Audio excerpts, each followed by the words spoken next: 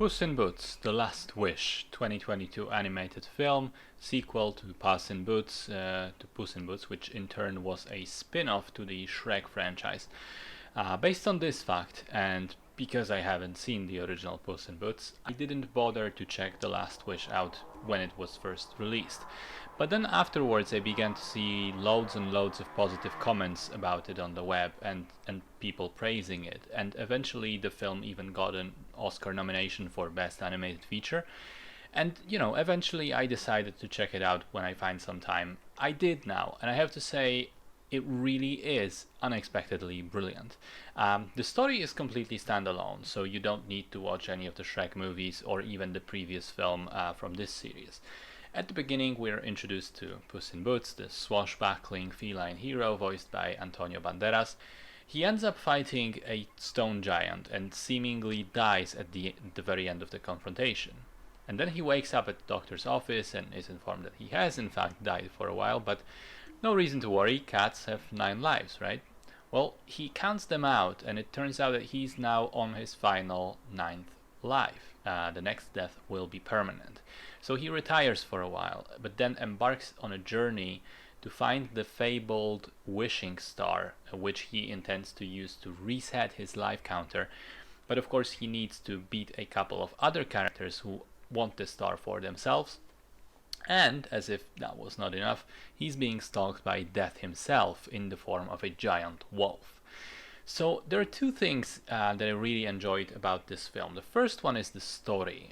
It is pretty simple and straightforward, and yet quite amazing in how it efficiently uses every single character to explore a different aspect or different approach to the very same main theme, which is learning to appreciate what you have instead of chasing some impossible dreams.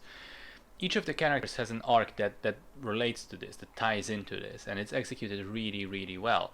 What's more, for Puss specifically, this goes even further into facing mortality, which I think is a difficult theme to explore in a kids' movie, but somehow this film pulls it off. Not the least thanks to the brilliantly terrifying, portrayal of the death personification in the shape of the wolf. Secondly, though, what I really enjoyed as well is the way the movie looks. It's very colorful and lively. Each of its sections and set pieces has a different feel to it. The way that the sort of without spoiling too much, the forest location in the third act, the way it works with changing landscapes and so on, I thought it was very creative and imaginative. And it's all done in this style that is recently becoming more and more popular with movies such as Spider-Man Into the Spider-Verse and its upcoming sequel, The Bad Guys, Mitchells vs. the Machines, or Arcane, the League of Legends show on Netflix.